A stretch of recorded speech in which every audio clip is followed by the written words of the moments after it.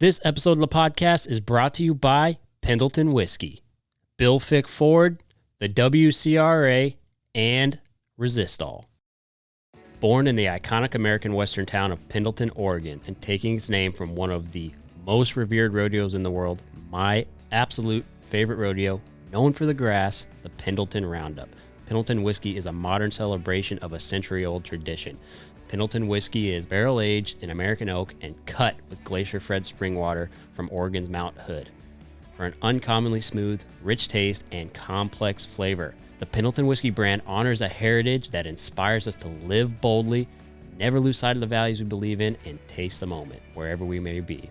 The legacy of the American cowboy is forged in every single bottle. A taste of true Western tradition is always worth raising a glass to. Discover more at pendletonwhiskey.com. Oh, and Pendleton Whiskey is the official whiskey of Pro Rodeo and of the PBR. Pendleton Blended Canadian Whiskey, 40% alcohol by volume, Pendleton Distilleries, Lawrenceburg, Indiana. Please drink responsibly. Bill Fick Ford, the #1 Super Duty dealer in the entire country, is still taking care of their customers. It's hard to get trucks right now, but there's some perks when you're the #1 Super Duty dealer in the country. You still got trucks. Go to BillFickFordHuntsville.com to get the no bull discounts that no one else is giving during this crazy time that we're living in. Bill Fick Ford is still the place to go. In fact, if you ask me, it's the only place to get a new Super Duty dealer today. Bill Fick Ford. Who wants to be rodeo's next millionaire? It's time. That time again through the WCRA. You can win $1 million by nominating your rides or runs and earning points through the WCRA. Through the Triple Crown of Rodeo, the WCRA will award $1 million in cash prizes to any one athlete or collection of athletes who wins first place in any 3 consecutive WCRA major rodeos. $1 million is completely up for grabs. The Days of 47 Cowboy Games and Rodeo will be the second stop of the 2021 Triple Crown of Rodeo Series. The event will pay out over $560,000 and will be held July 20th through the 24th in Salt Lake City. Get this, there will be 0 entry fees, people. You heard me correctly. No entry fees. The only way to qualify for the Triple Crown of Rodeo event is by nominating your rides and runs with the WCRA. Use promo code GAUGE10 for 10% off your next nomination. Again, that promo code is GAUGE10 for 10% off your next nomination. To learn more, just visit WCRArodeo.com and learn how you can earn a spot at the Days of 47 Rodeo and possibly be rodeo's next millionaire. What? What sets Resistol apart is the legacy of the cowboys who wear the brand.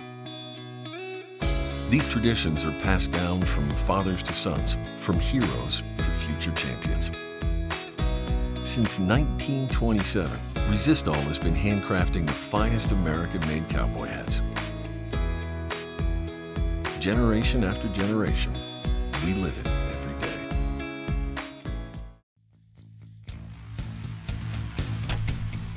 This is The Gauge with host Chance Conradu.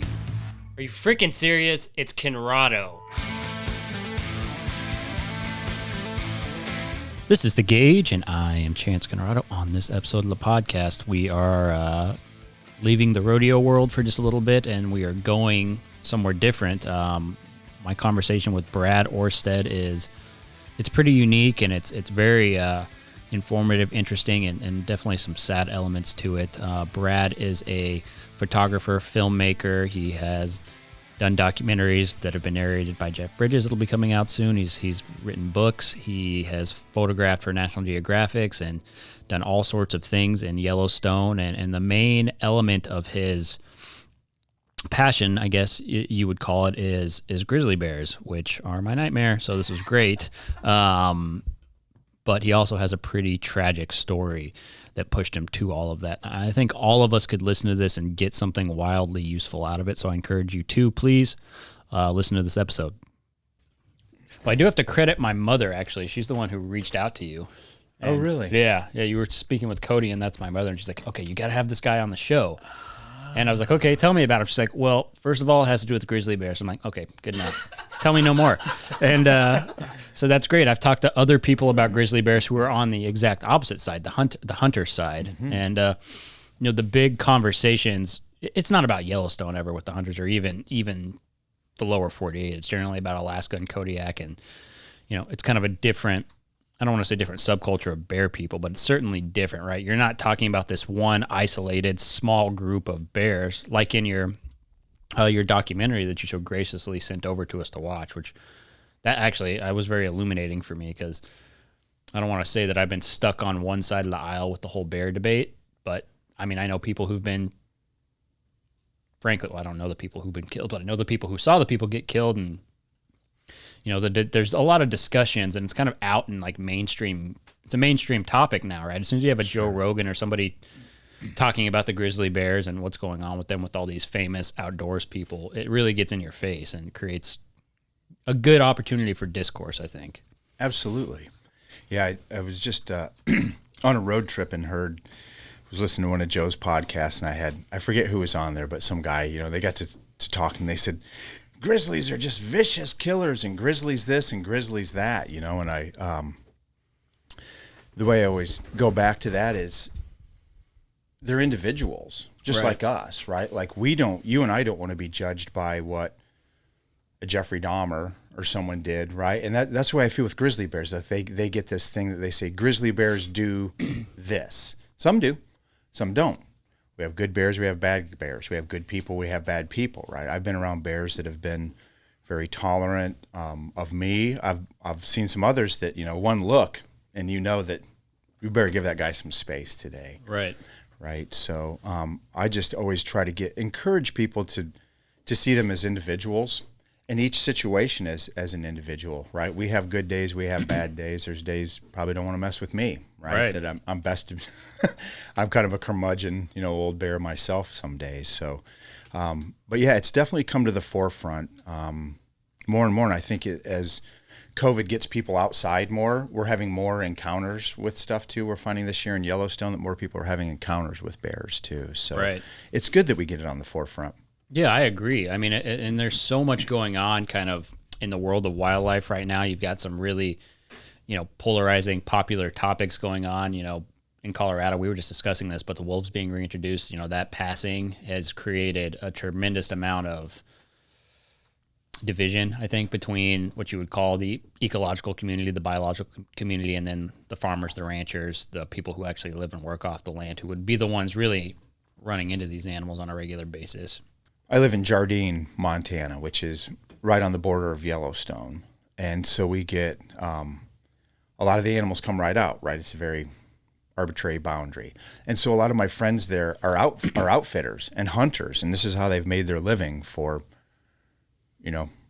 decades. And so they're not happy about the wolf reintroduction. They're not happy about bears and lions and some of that stuff. And the thing that I always try to focus on is when we all feel the same way about something, that's called a cult. What we're trying to build is community, right? Where we have differing opinions that are still respected. Now, at Christmas parties, sometimes it gets a little awkward when we start talking. You don't talk about politics, religion, or wildlife management too much. It's so funny that those are the big three. Where it's like, oh, I think I should go get some more punch. This got awkward. Yeah, no right? kidding. So, but we find that in those situations, what unites us is so much bigger than what divides us, right? So we need to have some hard conversations about some things. I was all about the wolf reintroduction in Yellowstone. And then I worked as a director of outreach for the Northern Rockies, talking to ranchers about some of their deals. And I got their side to stuff, right? And then I realized that the wolves were on their way to Yellowstone. Instead of the federal, my personal opinion, instead of them spending all of that money on reintroduction on a species that was kind of headed there that way anyways, I think that time and money would have been better spent working with ranchers. Right. And saying, here's what's happening, what we're seeing. If there's nothing to eat, they're probably going to move through. We can try some non-lethal measures. If something happens, we have money to pay you to compensate. Just spend that money and that energy working with the people who, like you say, are going to be directly affected by it. Well, and they're also going to be the ones who completely and totally shut it down by any means necessary. Because one thing I'm sure about farmers, ranchers, those type of people is, well, if a wolf gets a hold of a calf and they see that wolf, the wolf's gone, and you're not going to know that the wolf was gone, Right. Because when you look at the kind of the bill for the reintroduction, all you have to do is turn in the collar. That's all you got to do. Right. Yeah, I don't know what happened to him, but here's the collar. Right. So you could see how all of these resources and tax dollars that were spent to push just like what you said, a natural occurrence that was coming anyway.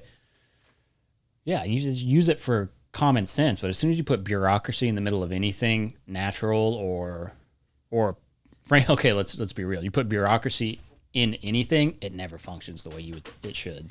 And so there's an agenda. It totally is. And you look at people that have chose to live in Montana or Colorado or Texas. We're tough, independent people. We moved to places like that, historically, because we didn't want to be told what to do. We didn't want government in our lives. We want to be able to live our lives in those places. So I think when they came in, I had ranchers that were telling me that they called them the wolves government-sponsored terrorists, right? In Montana.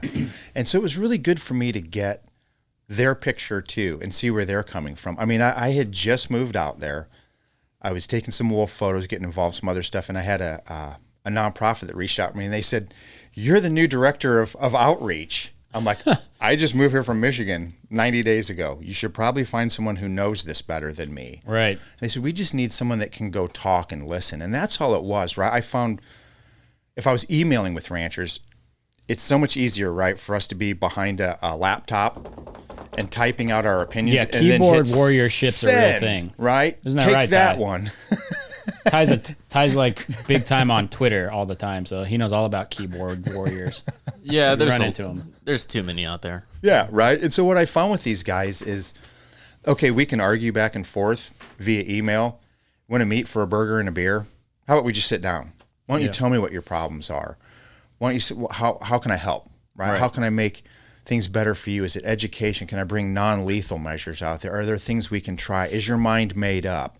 If it is, that's cool. I'm not here to sway anybody's opinion, but let's look at everything, right? Like I want to see all of the ranchers point the things that are important to them, how it affects them. And then if I can get them to see some other things too, like our gateway communities around Yellowstone, when I guided there, when people come in, I go, okay, who wants to go see marmots? Yeah. And they're like, what? I go, who wants to go see wolves? They're like, yeah. So that's a big economic impact for our little gateway communities, right? They come there to see bears and wolves and that stuff. So we just need to have some mutual respect and look at big picture stuff and realize that we're leasing this from our children, right? So we shouldn't be making too many drastic, hard decisions because it's not ours necessarily all the time. But yeah, I found when we sit down at tables like this, we get so much more done than via email.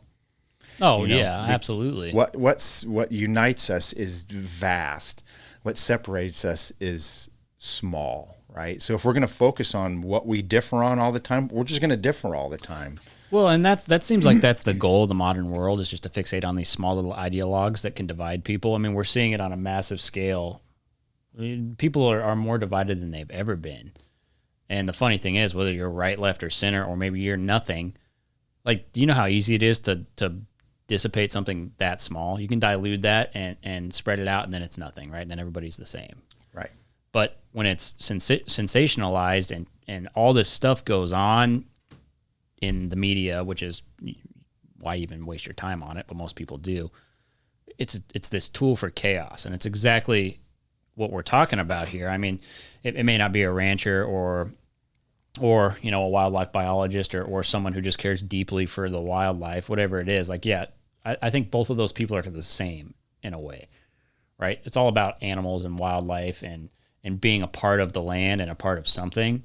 And if you can get people to realize that, recognize that, and then have just discourse, just like we said, I think it fixes a lot of things. It's the same thing with hunters. Yep. We have a lot of people come up to elk hunt up just outside of the park. Right. And I went and interviewed a guy who was mauled by a grizzly up there. And I'm always shocked when I go up there and talk to people that when I say, hey, there's a reason us locals don't elk hunt here.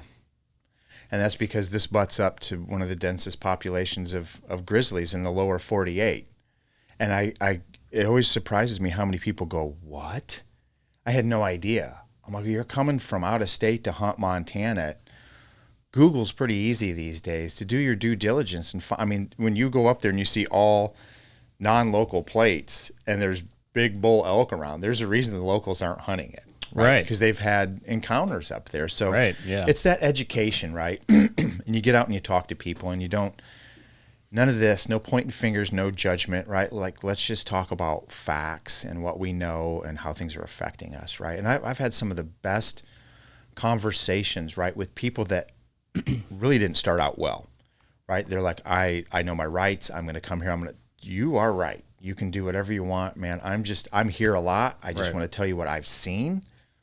So you have the information to make your decision then, right? And so many of them will like, yeah, I probably shouldn't creep up there in the dark with scent blocker on all by myself. And I'm, please don't.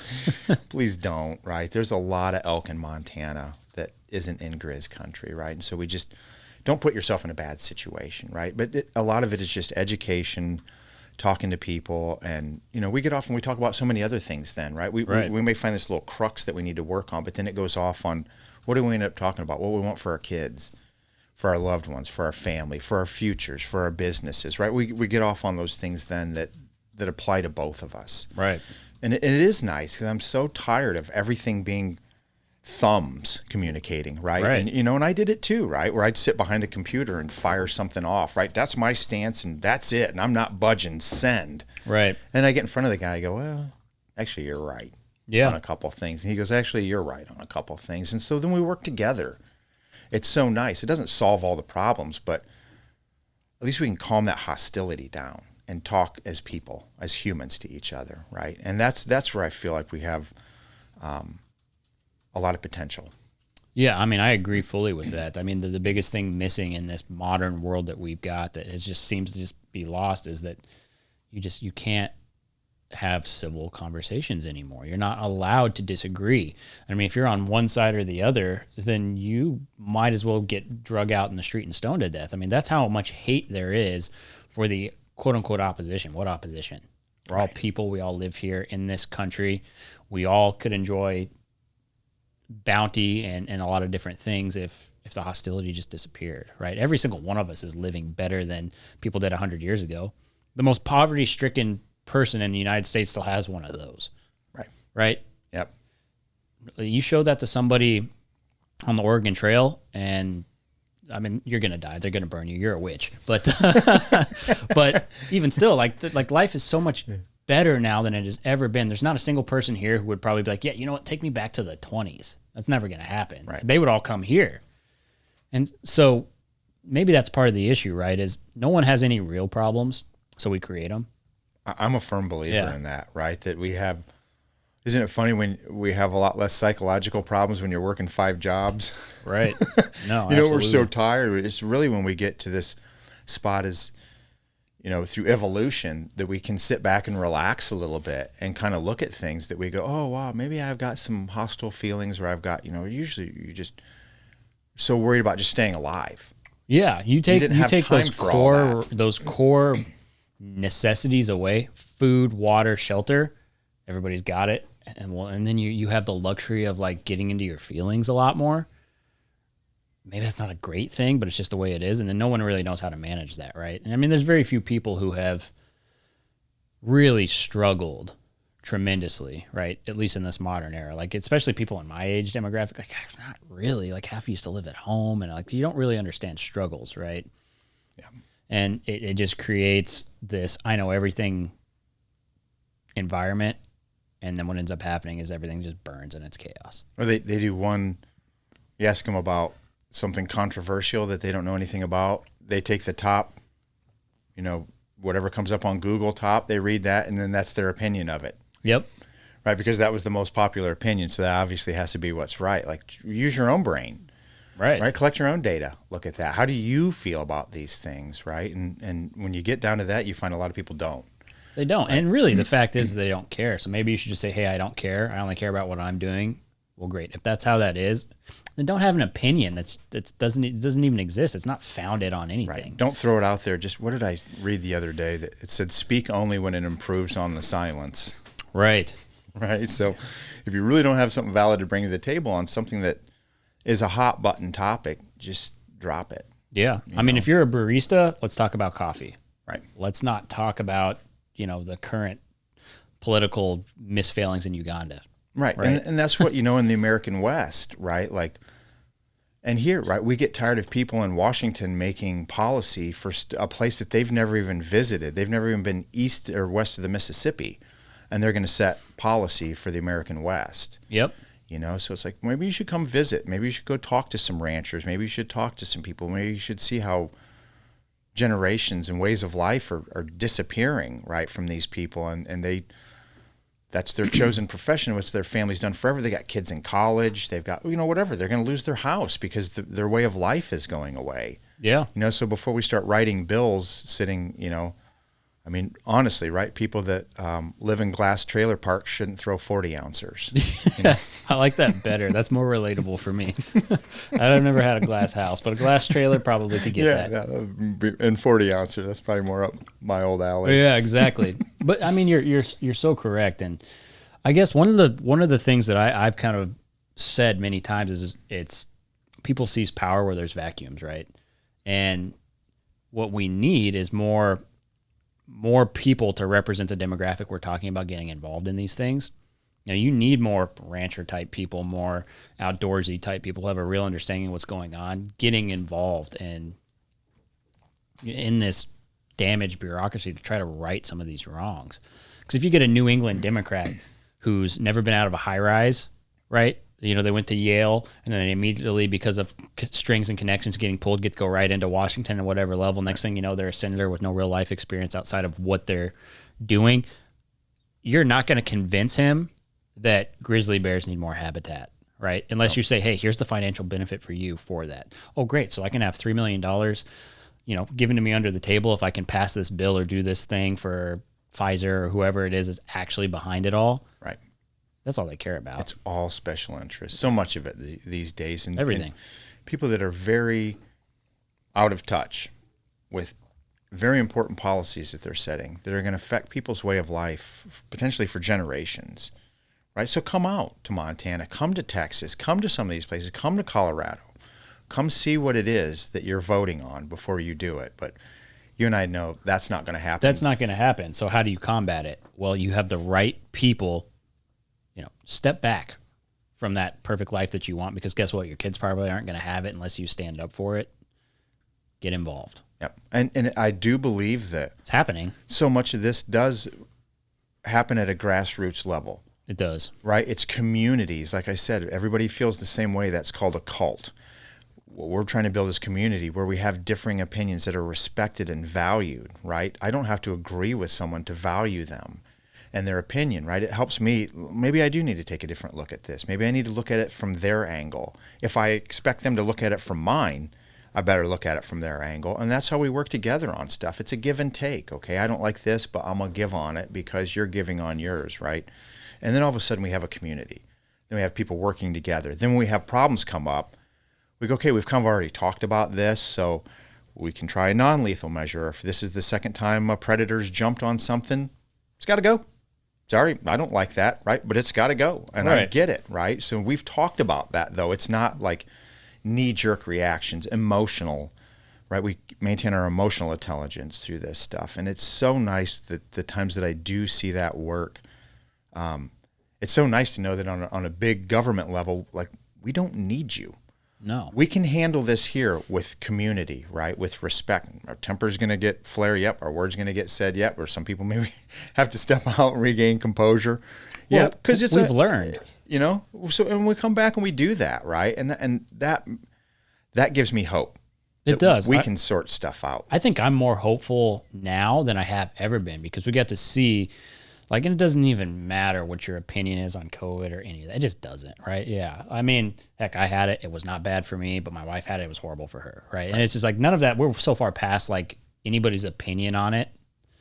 But what we did get to see is exactly what you said. It's hey, we saw a few states, small ones like a South Dakota or something that handled that amazingly, right? And Montana did pretty pretty, not as good as South Dakota, but they did okay. Wyoming did well, but they only have 500,000 people, you know. But then you saw some bigger states. Texas actually handled it pretty well, and you got to see like, wow, this is what it was designed to be. It's like it's not an giant, overreaching federal government. No, it's states and counties and cities managing themselves to do what's right for their community, and then it's supposed to flow upward. It's not supposed to flow down. Right. It's not how it was designed. We the people.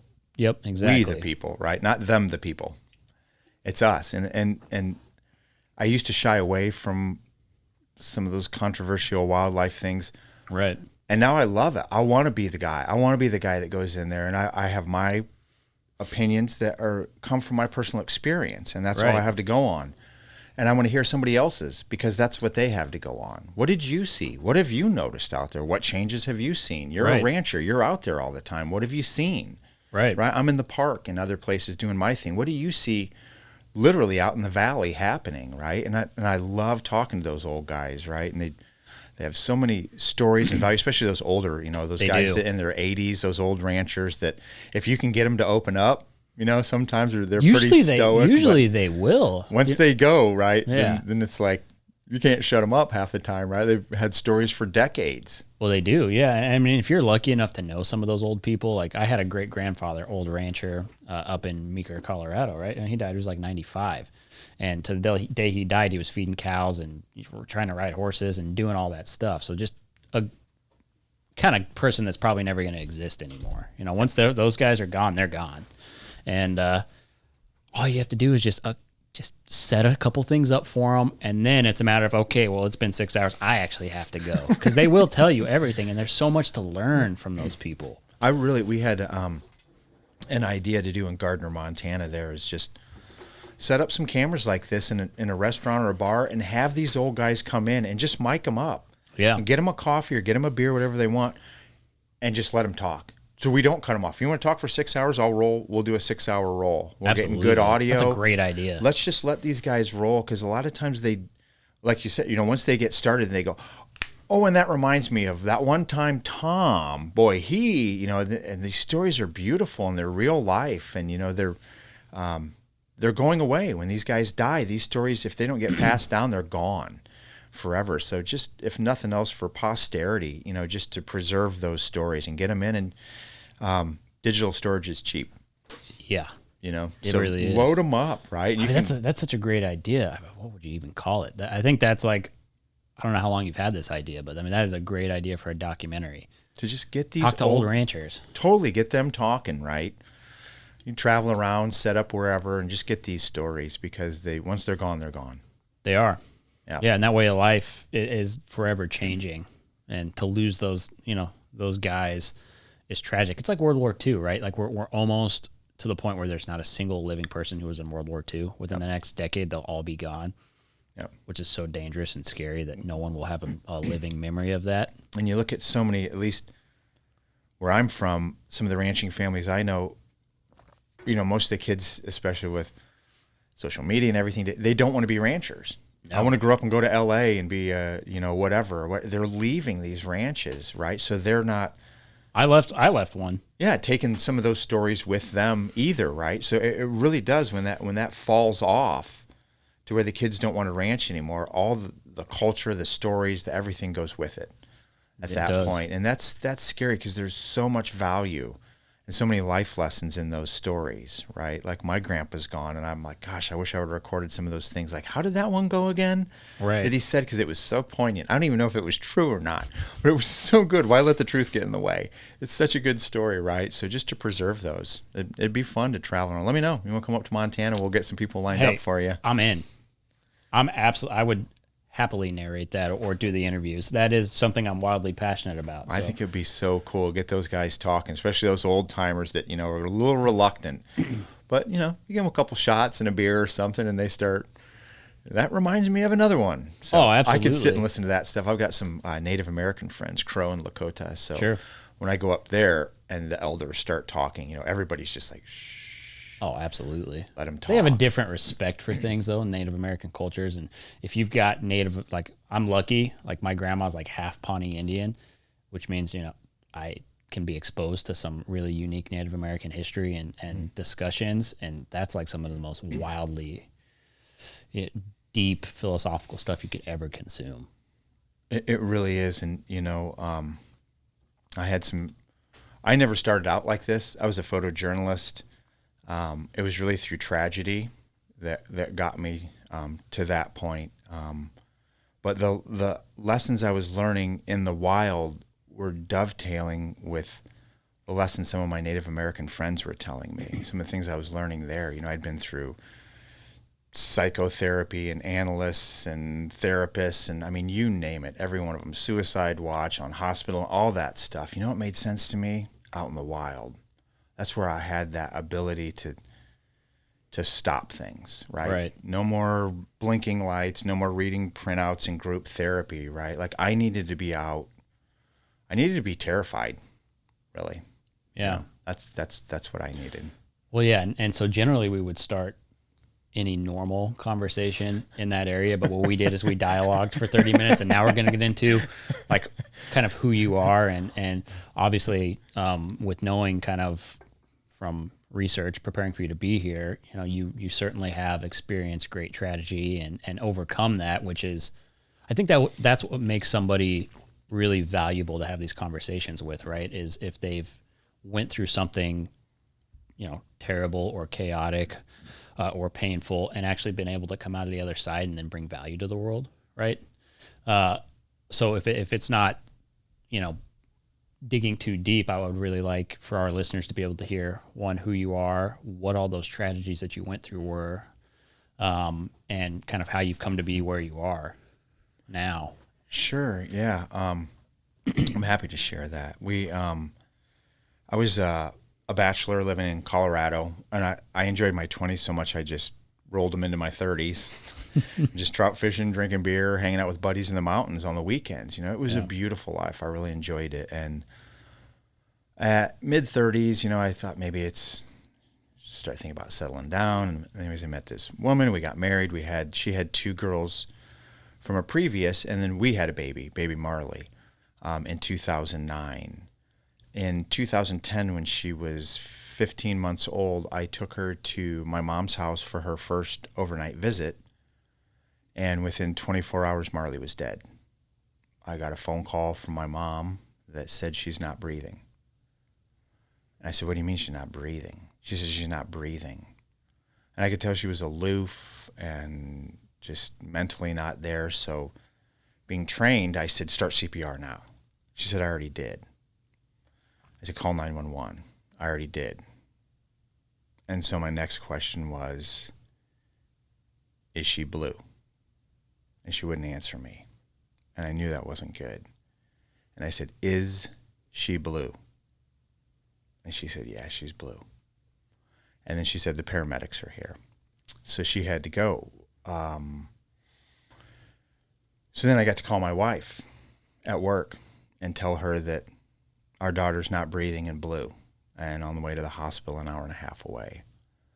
So I picked her up and drove 90 miles an hour to the hospital to find out that it was under investigation. They were potentially going to be charging my mom with homicide, and that our daughter was in a room deceased. And when we went in to see her, she's 15 months old, my wife went to kiss her, and they told her that we couldn't touch her because it's under investigation. So we had to say goodbye to Marley without ever getting to touch her, without ever getting to kiss her, we had to stand 6 feet away while they had security there. And so I took my daughter there, healthy toddler, and she came home in an urn, and I talked to my mom briefly, very, very, very briefly, the next day, and then they lawyered up the following day and never spoke to her since. We don't know what happened. There was an autopsy. There was an investigation. There were some charges that she pled guilty to, which ended up being misdemeanors. Like negligence and things of that nature. Lying to investigators. A series of misdemeanors. Her and my stepdad retired from the county that was investigating them, conveniently. So the investigators that I was working with, the detectives, said that they kept coming up against walls that they shouldn't be coming up against. And she lawyered up, was charged in those few things. But what it did to me was I felt personally responsible. I felt like I delivered my daughter to her death. We didn't know what happened. I couldn't. Closure used to seem like a trite, overused word, but then I got it, like what closure was, to just know what happened, right? Because I had the press contact me. I had people from Australia trying to get interviews with me. I had people, I'd go out to get the mail and have people drive by. Are you the one that grandma killed the baby? Can we get an interview? You know, I just want to grab them by the face and take them up and show them my wife, catatonic, and say, there's your interview. You know, do you really want to talk to me about this stuff? Right, so it sent me over the edge. I'd been a beer drinker, hanging out, drinking beer with buddies in Colorado. But I took it to the next level and I felt the guilt and shame of all of that. And so I went to the doctor. First thing they did is put me on a myriad of prescriptions. And he said, don't drink with these. I was honest about my alcohol intake, and he said, do not drink with these. What I heard was definitely drink with these. God. Right? So then I'm taking Xanax and Trazodone and Ativan and Ambien and, you know, trying to do my thing during the day, meet with attorneys, and, you know, we had to have an autopsy and investigation and all that and work and try to maintain life. But then at night I would just self-medicate. You know, we were living in Michigan when this happened, and I ended up 100 days to the day of Marley's death. I got my first and only ever DUI. I ended up on, on the suicide watch in the hospital. I wrote a note, and someone had found it and called the police. And I was still pretty buzzed in the garage when the police were telling me that they are gonna take me. And I'm a little bit buzzed, and I'm looking at, like, the garden weasel. Like, how am I going to defend myself? I'm like, these guys look like they're in pretty good shape. And they saw me looking at the garden weasel, and one guy's like, don't do it. Don't do it, buddy. Don't make this worse, right? So it was just bad. It was bad. It was deep. It was heavy. I felt the guilt, the shame. I watched the pain on my wife's face, on our daughter's faces. I had no answers. People are asking me, what happened? I don't know. We don't know. She just died. Healthy baby just dies somehow. The autopsy was inconclusive, and my mom wasn't going to give up anything. She changed her story so many times. Like, the investigators she'd say, this happened, and they'd run it all the way down, where she'd go, okay, that wasn't what happened. This is what happened. And they'd go, well, what about this? What about this? What about this? And she'd go, okay, then that wasn't what happened. So we never knew. And so that was July 15th of 2010. We lost Marley. Things were bad. About a year later, December of 2011, my wife at the time, Marley's mom, got a job offer in Yellowstone. And she said, what do you think about moving to Yellowstone? And I said, I don't think about moving to Yellowstone. I've got enough on my plate. I mean, I really I knew I was going to kill myself. I just didn't know when. I just didn't know how. And so I thought, what the hell? Just go to Yellowstone. And I got out there, and I really thought that a change of scenery would fix my problems. But when we got there, I realized that all the trauma and addiction and everything that I packed in Michigan, I just unpacked it in Wyoming. And even though we were in one of the most beautiful places in the world, I was miserable, right? I was just miserable. And I just knew that if we moved there and I couldn't be happy there, there was nowhere I was going to be happy. I mean, we were living in Yellowstone, and right. It was still a miserable, broken mess. And I'd wrote in my journal one night, being all romantic and drunk, that the best thing that could probably happen to me is I was wandering around a lot in Yellowstone and photographing and just disappearing. But I wrote, the best thing that could happen to me was that I would die back there, and the bears and the birds would eat me and shit me out somewhere beautiful. that was probably the best thing that could happen to me. Very Emerson-esque. Right. Instead of attaching your wagon to a shooting star, mine was a flaming turd. Yeah. I was hitching it to. So a couple days later, I was out in Yellowstone. I woke up hungover, ashamed. I tell myself, I'm not drinking. Damn it, I'm not doing this again. And 2 nights later, I'll just have 1, right. 2, 4, 7. Take my pills. So I woke up hungover, ashamed that I'd done everything that I said I was going to quit doing.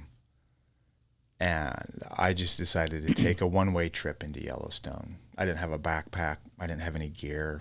I saw some snowy peaks in the distance, and I was just going to walk towards them. And so that's what I did, and I had no intentions of coming back. If I did, great. If I didn't, fine. I was done. I was tired of fighting. I'd been to therapy and counselors and psychotherapists, and everybody said your prognosis is not good. When I'd go to a psychiatrist and I'd tell him the story, and he'd start crying, and I'd look at him like, well, this is you're not going to good. help me.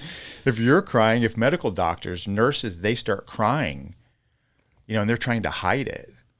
But I'm like, if you're crying, what does that say about my odds here? And so anyways, I'm out walking, stumbling through. I see some elk on the ridge, and I see an elk kind of close, and my pants are ripped and hanging down. They're all wet. And that elk that I saw lifted its head, and it was a grizzly bear. And it was less than 100 yards. And it just lifted its head up through the sage and kind of looked at me and went, and it kind of stomped its feet a couple times. And I went, I don't want to die anymore. I really don't want to die anymore, right? And it was non-aggressive. It was just more of, it's like all these swales and dips through the sea of, big Wyoming sage. Right, of course. And he just kind of looked up and was like, oh, what are you doing there? And I kind of went, what are you doing there? And he went on his way and disappeared. And I just froze. Like had never been more scared in my life. And I thought, here's your opportunity, tough guy. This bear will certainly oblige you with your delusions, right, if that's what you want. But I realized that right then I did not want to die, that this was all, I didn't want to die, I just didn't know how to live. Yeah, mortality just hit you like a bear in your face. It really did. And then it walked away, and I thought, well, I'll hike back to my truck. And I'm like, if there's 1, what if there's 2? Or 5, or what if I'm in the valley? I don't even know where I'm at. What if I'm in the valley of the grizzlies? And all of a sudden you're living in a horror movie based around a cult of grizzly bears. Yeah, seriously, like I'm looking everywhere, and so by the time I finally get back to my truck, and I kind of have this schizophrenic, just meltdown, and I just started bawling. Right, just tears running down my face. I couldn't control my emotions. I'm like the little kid that's going. I just could not control it. And so as I was driving home, it occurred to me, obviously, that I don't want to die. I just don't know how to live. But I realized that in that little bit of time in there with that grizzly bear was one of the longest periods since my daughter died that I was not directly focused on her death and my role in it.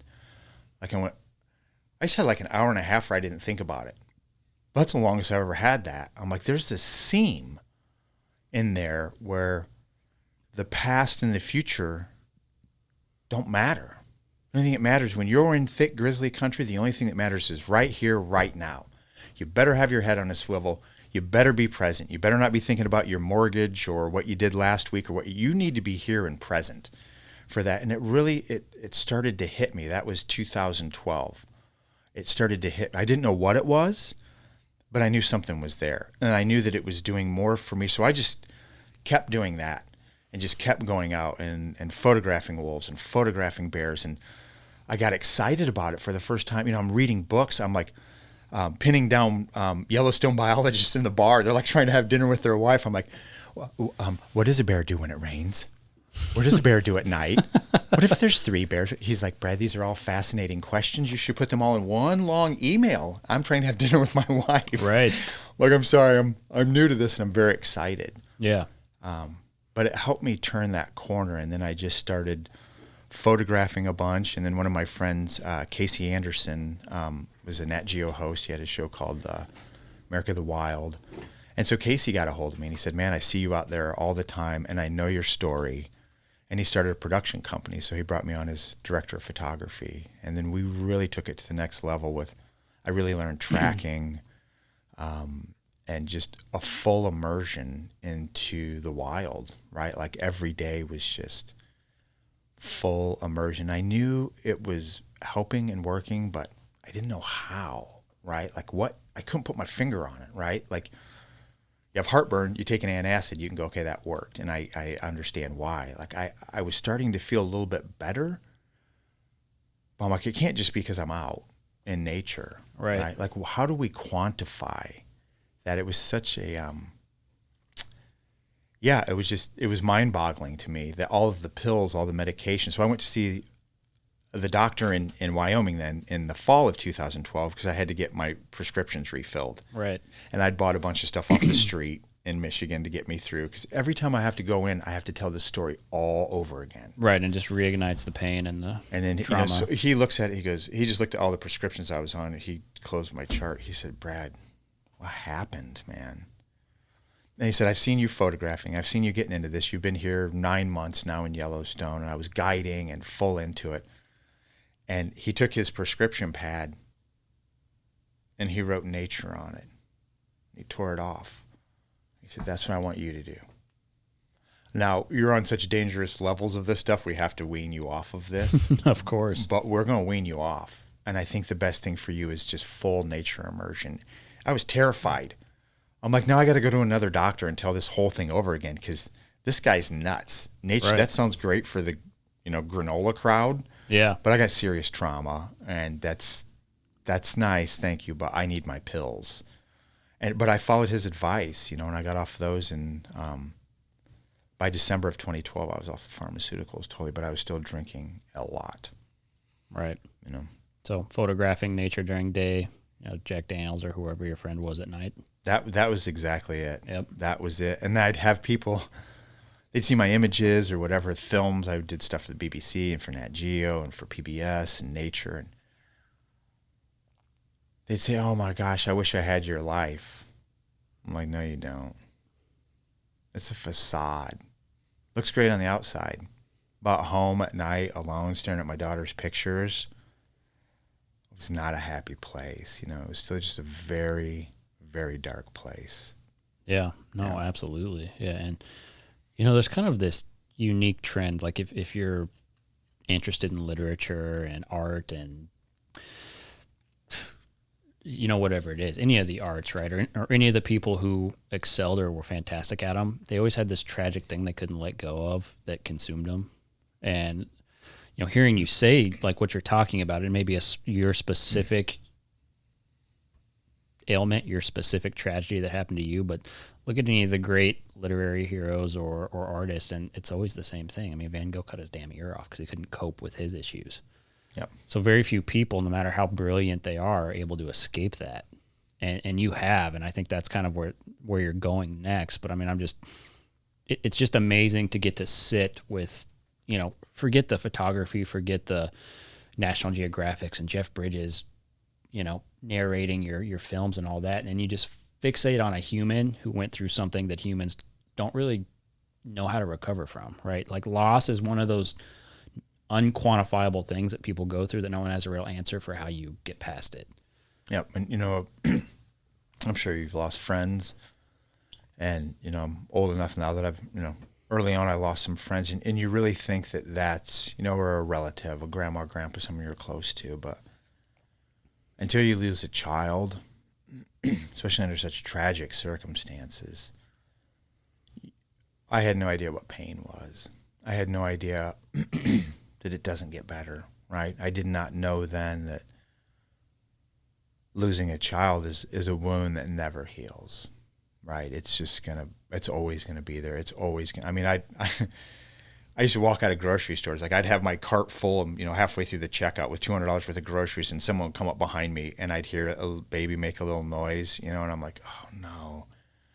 And I'd turn and look, and it was a baby Marley's age. And I just walk out the grocery store. They're like, where are you going? I'm like, I'm out. Sorry. Yeah. Gotta go. Right? Like I would just walk out of places. I feel like I was going to have panic attacks, anxiety attacks.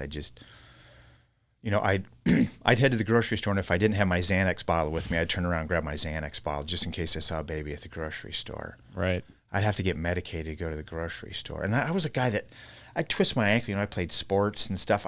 I'd you know, like take an ibuprofen. I'm like, nah, let's spit on it, rub some dirt on it. It'll be fine. We're tough guys, right? Right. We don't do that, right? I don't need an ibuprofen, right? So I was a guy that didn't take pills for a twisted ankle, you know, an ibuprofen. And now all of a sudden I'm a dude that can't go to the grocery store without Xanax.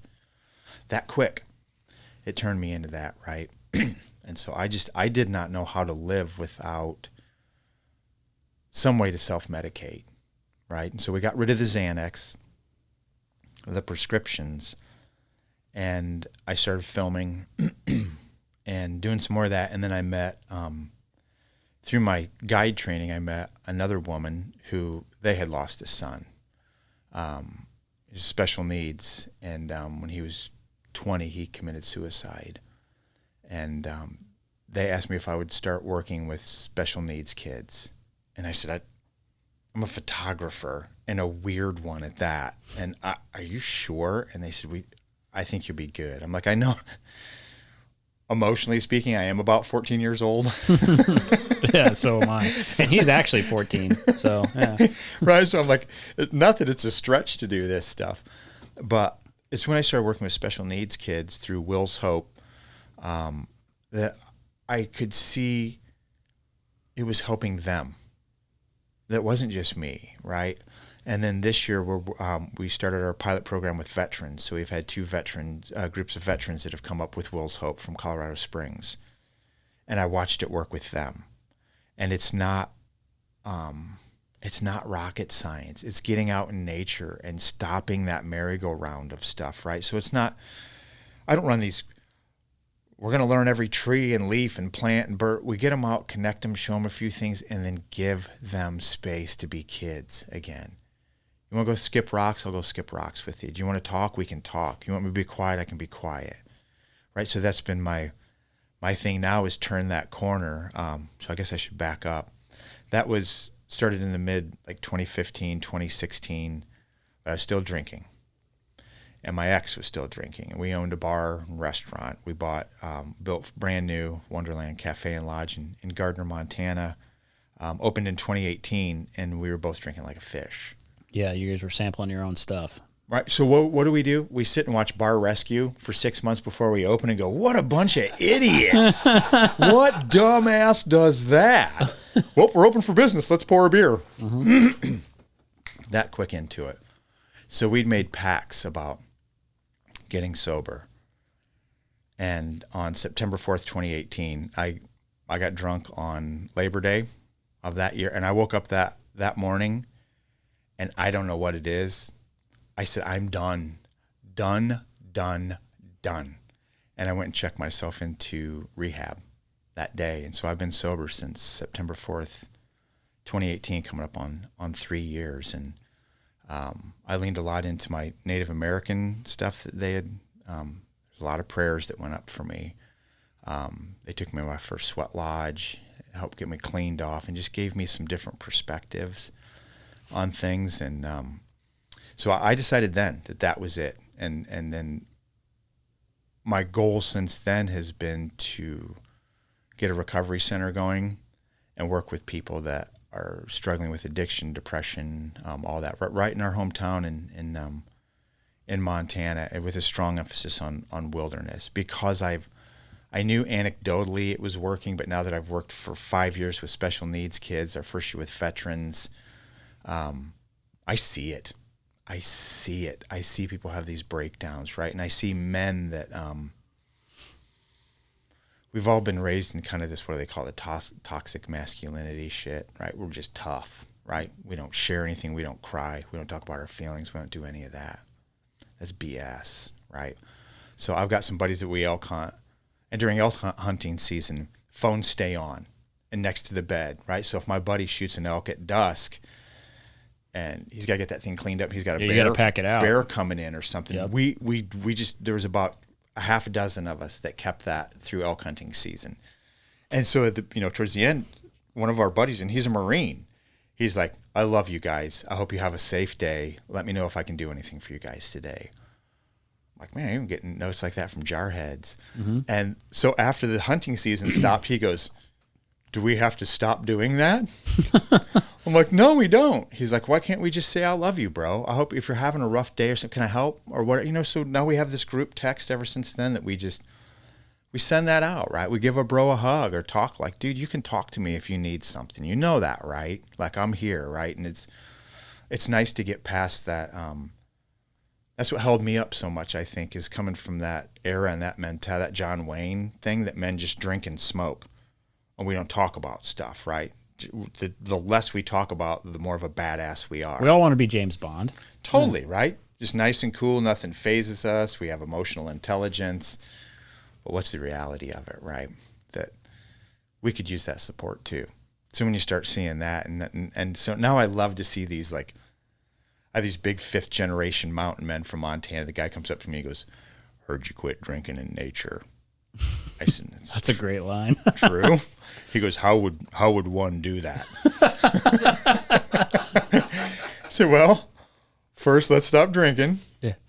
And then let's get our ass out in nature a little bit, right? Yeah. And you don't have to carry 90-pound packs like we did, doing mountain lion films up and down. I mean, that's what I needed. I needed complete physical exhaustion to where I got home at night, I was too tired to crack a beer. Right. I needed to be exhausted. And I needed a grizzly bear to snap me out of my headspace where I was, right? I needed serious things to happen, right? And I don't think everybody needs as extreme as I did. And I've just seen people that now, I sponsor people in recovery, and I love that they're like, all I do is hike after dinner now, half an hour after dinner every night, and just how much more calm they feel and centered. And, just like, you work out, just like that working out, right? You get in that's like your headspace, right? This is for me. This is the best thing I can do for me, for my physical well-being, for my mental well-being. You just come away from those things feeling good, right? Who does it? Who has a good hard workout and comes away feeling like a turd? No one. Yeah. Right? You feel great, and that's what the outdoors did for me. Just get out some fresh air. You're in grizzly country, so you need to be aware to where your mind doesn't vacillate from the past or the anxiety of the future. And that, to me, that's the gift of grizzly country, of really wild country, is that you better be paying attention, right? And to me, that's a gift. For me, any place that doesn't have grizzlies now is boring, a maybe little boring, a little tame, right? If I don't have something that's where I'm like, I need to be paying attention which way the wind, just like a hunter who's always an elk hunter, just because it's not elk season doesn't mean they're not an elk hunter. Right. They're still sniffing the wind. They're still watching for stuff. They're keyed in, right? You have to be out there. Well, if you're an outdoorsman at all on any level, you really do have to be, something that I've been wildly obsessed with my whole life is fly fishing, right? But like getting out there. And I live in Texas now, so it's not really as much of a thing. So it's really a hard thing. You got to fly to Grand Junction. You got to spend thousands of dollars just to go like to your grandma's ranch to fish.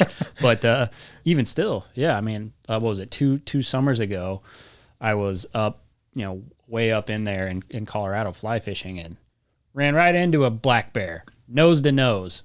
Came around a corner and like, those little streams where you have to basically swim to get into them because there's so much brush. Yeah. Yep. Turned around, I don't know, pine tree, some little bush, whatever, some raspberries there, and just might as well touched him on the nose. Both of us had a panic attack. Yeah. I could outrun Usain Bolt the way I ran down that river. I was like, there's no way this bear's catching me. I was high-kneeing through a stream faster than anyone ever had in history. Really but see what you're capable of. You do. Yeah, but I wasn't paying attention, so you have to. And that's it. I'm avid fly fisherman too, and that's part of my wilderness recovery program. I'm like, you mean I can take people fishing and that's part of recovery? Yeah. They're like, yeah, it totally is. Like, it really is, right? But that's one thing too, right? We always got to be out there. You're fishing in Grizz country. Because that's the willows. You have to go up there, or else you're not going to catch anything anymore because it's too popularized. I've had ones where I went to step into a willow to cross, a group of willows to get to the other braid, and there's a grizzly track that was backfilling with water still, right? So you go, I'm going to skip that run today. Yeah. Give that one some space. But it's just like with you in that instance, it's such an alive feeling, right? You weren't thinking about your mortgage or your portfolio or your truck that needs new tires or anything else. All you're thinking of in that moment is what is happening to you right then in that moment. Yeah, and then as soon as you're finished with it, like, okay, now I got to go back and find my heart because it fell out of my ass. Seriously, right? It's like wardrobe. You think I'm in waders. Yeah. Yeah. Otherwise, I I'd don't need a fish in wardrobe waders in change. the summer. Luckily, I wear board shorts and like sneakers in the Yep. summer because you can do Yep. that in Colorado at least. If I was in waders, I would have just take me, bear. I'm not going to get away. Yeah, we wet wade this time of year, but you know, when I first got there, I wondered if bear spray was going to be more of a bodily function for me Yeah. than something in a can. Because I had Casey Anderson that I worked with. He said, "How are you around grizzlies?" And I said, "Good."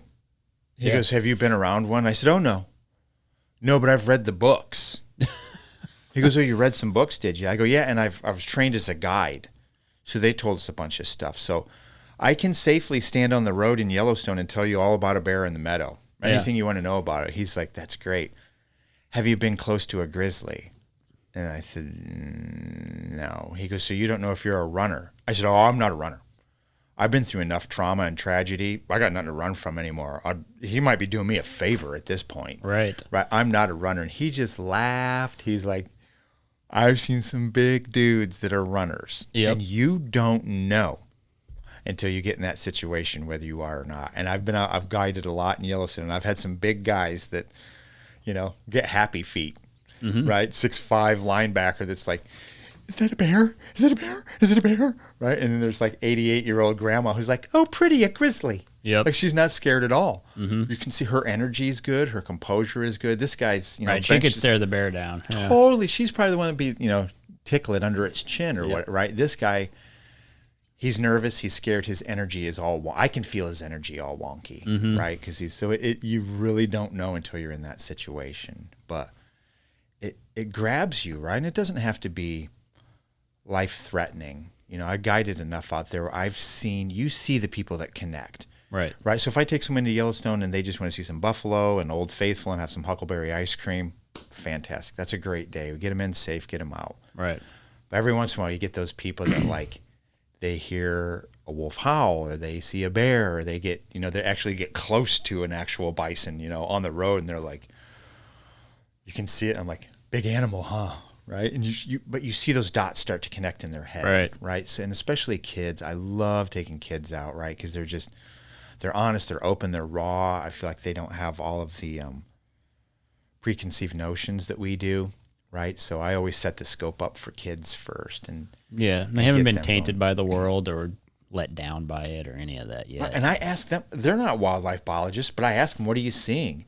They have some of the most astute observations because their mind isn't tainted with data and text and what they're supposed to say or what they're supposed to see. They're not trying to impress anybody or, they're not defending for their masters right there. Yep. They're just telling me what they saw. Yeah. And I love it, right? It's so much fun. Yeah, So- isn't it kind of sad how, like, as children, stuff was stolen from you by adults, and then you end up doing that to kids, and you steal all of their stuff from them, basically, that makes them unique and children. "Oh, no, honey, the sky's not yellow. Yeah. It's blue." They go, "No, it's yellow." Yep. "No, honey, it's blue." What did you just let them think it's yellow? Who cares? Yeah. right? Why steal that innocence and that kind of wanderlust from kids? Prolong that magic? I've always said the only two things that spoil well are grapes and kids. Spoil them, and especially when you lose a child. When I would see people after we lost Marley that, yelling at their kids in the grocery store or something, man, I just want to pull them aside and say, "Man, you don't know how good you got it." Yeah. Whatever they did, I don't even know what it is, but it's minor. It's really minor. You're yelling at them so hard in the grocery store, they're crying. Be thankful you have them. Yeah. Oh, absolutely. So it really puts those things in perspective of what's important, right? If it's not going to change any, if it doesn't have a big bearing on today or tomorrow, drop it. Yep. Let it go, right? Let kids be kids. Prolong that magic. Let them have fun. If they think the sky's yellow, fantastic, right? Soon enough, they'll have rent and a mortgage, and someone will force them to see that the sky is blue. But I'm with you on that. Let them have fun. I love taking kids out in nature, right? And so I work as a mentor and a peer support specialist now. And so I started out with adults, and then I started working with kids, and I said, I think I'd rather work with kids. Yeah. Adults, so messed up. Usually by the time they hit my age, they've got so many layers of stuff that has happened to them, right? Where I feel like with kids, if they get off on the wrong direction, all we kind of got to do is just turn them back and go, okay, as you were, right? Now go have fun, right? They learn, and you see that there's people I've been working with for years trying to get sober, and they'll probably never get sober as much as they want to. And it's hard to watch people continue to struggle and hurt. But with kids, man, I have the best luck with them, man. You show them a little bit of love, a little bit of support. And like I said, I'm like 14 anyway. So they're like, can you mentor this kid? I go, I don't know. I'm just going to go fishing and get some ice cream. He can come with. Yeah, exactly. And they're like, that's what mentoring is. I'm like, for real? Why didn't someone tell me about this job years ago? Right. That I can take kids, we can go fishing and get some ice cream, and I take them back home. And they want to talk about something great. If they don't, it's fine too. They just need to feel safe and loved, and that they can express themselves, right, without being judged. And that's what I love about talk about that Native American culture. Right back in the day, the grandparents raised the kids. Mom and dad are busy, right, trying to make ends meet and put this all together, right? But the grandparents have been through, so they're the ones that can teach via story and lessons and patient, right? If the kid breaks something, they're like, it's material. Right, whereas mom and dad, they got so much going, they tend to fly off the handle or do things. I love that. I wish we could get more of that. I grew up in northern Indiana. There's a big Amish community there. Oh, I know all about it. Yeah, I've got a business, and our trailers come from Napanee, which is right by like Goshen, Elkhart County. I grew up in Goshen. Yeah. Yeah, so that's... I talk to people from Goshen all the time. How you doing? Oh, not too bad. All the time. There's one pizza spot in Goshen. I've eaten at, and like one bar. It's a great place if it's not a great place. No. I'm so glad to be. I don't like sourdough bread that much. Tell you what, there. Brad. It's just that it's trailer factories, and that's what a lot of it is. Yep. And you see that they get stuck in that, and they break their bodies and ruin their livers and everything else, making campers and stuff, right? It's kind of bleak. It is a little bleak there. Yeah. Now, granted, they're getting paid a lot to do it now. They really do. A whole heck of a lot. Right. And some of those good companies up there have found a way to incentivize people. They get them there at 5, they're out by 1. Could be worse, I guess. There's not any other jobs up there, though. There really isn't. And it pays well. It's what I did when I went to college, because I could go in at 5 and I was done by 1. Yeah. Right. That was, back in the 90s, and, I was making $1,200-$1,500 a week then. Yeah. In a trailer factory and going to college, full time. So, it's good for what it is. Yeah. But it's easy to get, just like anything, you get trapped in those cycles, right? I mean, I saw kids that $1,200, $1,500 is a lot when you're 19, but when you're in your 50s and you got 5 kids and child support and you've got a new truck, it really isn't that much, right? It's not when you... That's the trap of, this industrial world we live in. Everybody gets indebted to their paychecks and indebted to their things, and you're like, oh gosh, I really want that new Super Duty because it's going to impress the Joneses. Well, the Joneses think they're impressing you with theirs, and it's just this awful cycle. And you start looking at it like, for me, I spend so much time out in the wild that I look at that price tag as how much time do I got to trade for it? Not necessarily the dollar bills, right? But if that's $5,000, what I'm looking at, how many days do I got to go do something I don't like to do to get that, right? Right. Or I could settle for something. I don't really need to impress anybody. I can get a smaller TV and spend those days fishing. Right. So I think I wasn't always like that. Through some life things, through tragedy and stuff, it really makes you really, really reevaluate what's important, right? And it's relationships and self-care, taking care of ourselves. We get so caught up in having to pay things and do things in multiple businesses and flying here and flying there. And like, what is self-care, right? Like getting a massage or going for a hike or whatever, sitting in the hot tub, just kicking back, shutting the damn phone off for a couple hours, right? Like everything's caught up, I'm gonna shut it off and just detach, right? Just those things. And, obviously coming from the Midwest, whenever I moved out west, they love to hire people from the Midwest because we have good work ethics. Yeah. They're like, you guys work like crazy and still afraid you're not going to get into heaven. Yeah, exactly. Like the Midwest, like we'll work all week and then still fret on Sunday. Did we do enough? Yeah. Did we do enough? Good old right? Mennonites. It really is, right? I still don't, I think I should have worked 90 hours last week when Yep. we get into heaven. So they loved having us out there, and work is good and it's solid, but it's balance, right? As I get a little bit older, I realize that all things in moderation, some level, right? Like if you work hard, you need to play hard, Yep. relax hard, or whatever that is, right? So just taking care of ourselves, man. It's so easy to burn out on stuff. Everyone does. Yeah. And I mean, that's 90% of probably why depression is a thing. Getting caught in the time loop, and then it's gone. It really is. I work with a lot of people now on different levels, and I'm always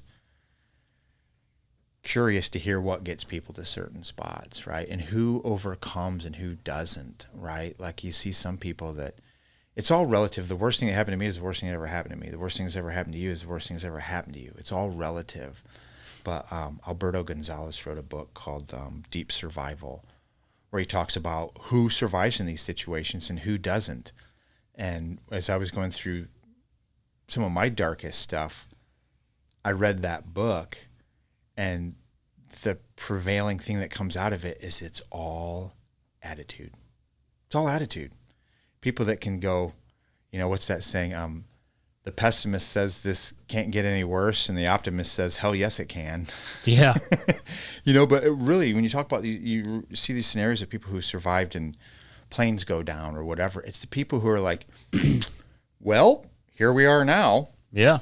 Maybe we should make a game out of this, right? And it's the person who's, we got to do this, and I got to, they're the ones, I don't care what their training is. You hear Army Rangers that, because they think they're so well trained, they don't need to reach for that hand or whatever, right? And they perish. It really is that, what it boiled down to for me was that gratitude attitude, right? Of, when people say, you wake up and say that you're thankful for what you've been through, I do. I wake up in the morning and I do what my Native American friends have taught me to, get out and offer my coffee to the directions and to mother and father, and spill a little bit for those that can't drink coffee with us anymore. And I do that almost every morning before the sun comes up, just so things don't get wonky.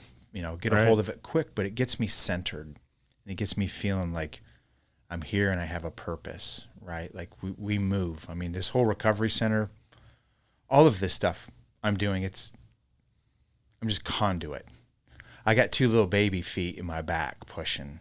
I mean, I know Marley wants this recovery center. I'm like, are you serious, girl? I just want to rest. Right. I'm getting tired, right? But I just feel this with her that that is the last part of my recovery, is to give this all back, to work to protect the wild places that we need.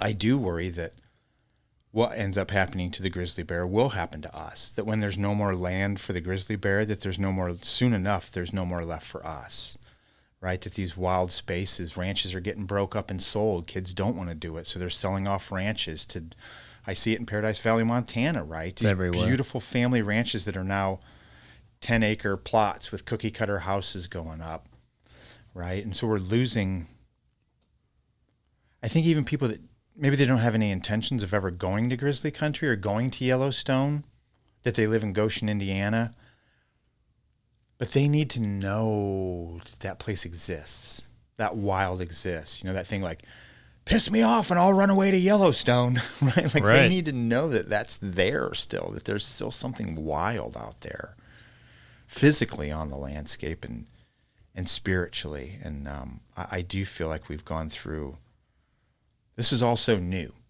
Houses, jobs, everything. I don't think we've neurologically caught up.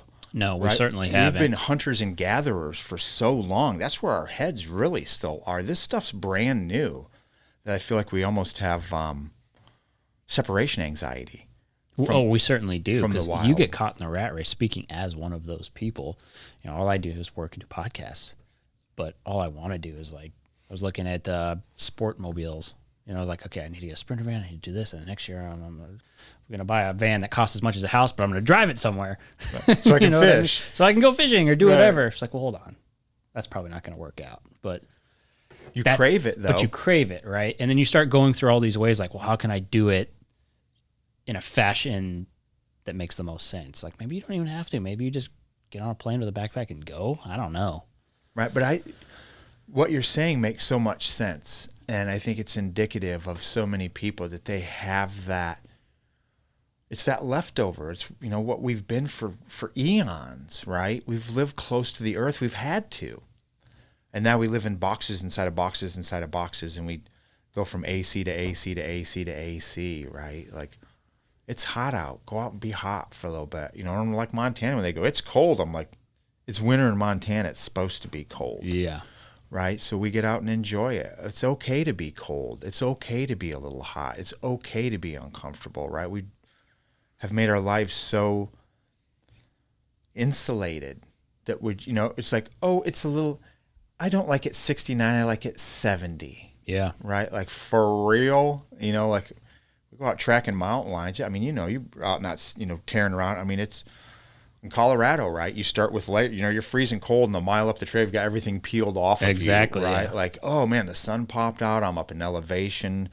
Maybe it's only 26 degrees, but if you're moving, it feels good, right? You're down to like a long sleeve or a hoodie or something. Absolutely, every time. I love that feeling, right? Of like, we got fresh blood pumping. We got my mind's working, right? Everything seems like if we could just take the way, like I can solve problems, like my problems out there. You know, if I don't know whether to go left or right, I get out there on the trail, right? And you get exhausted, you know, you're a couple miles in, the sweat's pouring off of you and you go, I know the answer to that. That was an easy one. I got to do this. I go left on that one. Duh, right? Yep. Solved. And then you come back and, you know, you get back and phone rings and mail comes and bills and you go, I don't know whether to go left or right again, right? Because it's so unnatural. It really is. I don't think we've caught up neurologically to this. We're not geared for this lifestyle yet. We're really not, right? When both of our eyes grow together and it's just one large one for staring at smartphones, then we'll have integrated. But you know, exactly.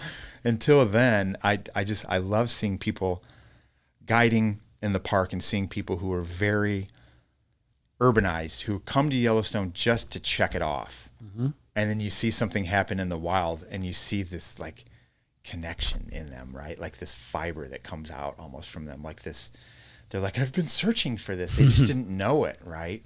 And all it can be is just, you know, we'll sit on the hill with some organic strawberries and watch the buffalo walk by. Yep. And you see people connect, right? People that were just there to check it off.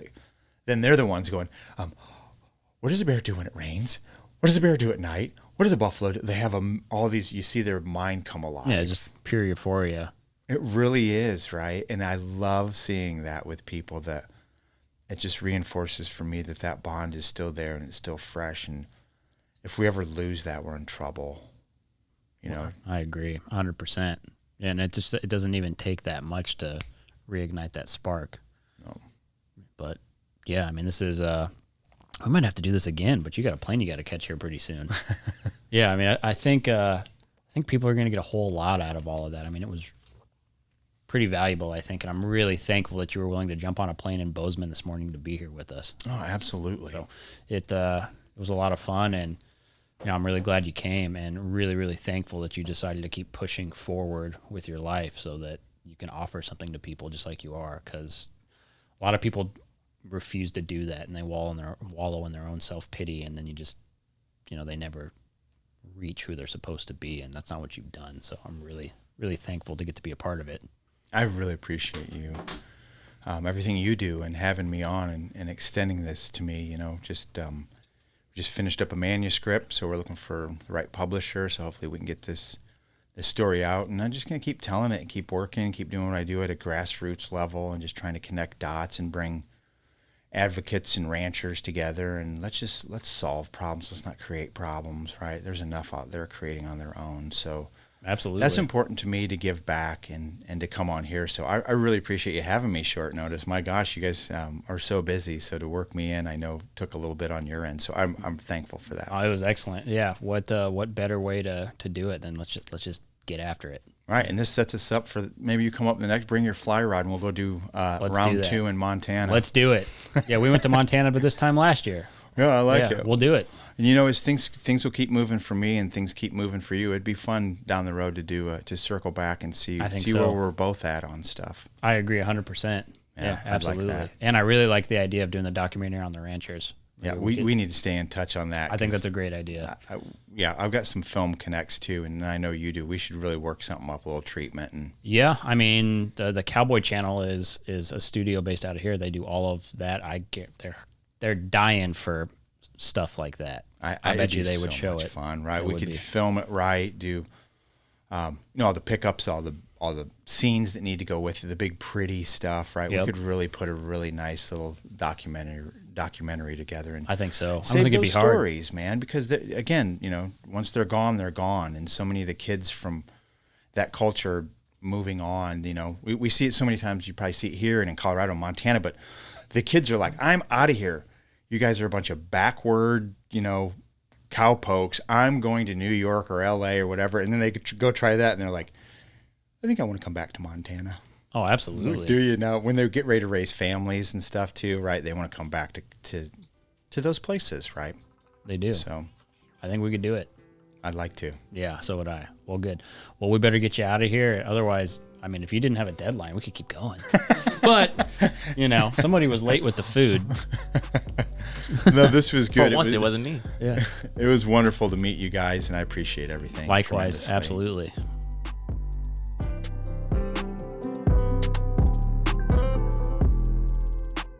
This has been The Gauge, hosted by me, Chance Conrado, produced and edited by our guy, Ty Yeager. Shout out to the executive producers, Dustin Pointer and Cody Denton. Marketing and content produced by Riley Chone. Make sure to rate and review this podcast, as well as follow The Gauge on Twitter, Instagram, and Facebook. And make sure to subscribe to The Gauge wherever you get your podcasts. We'll see you guys next time.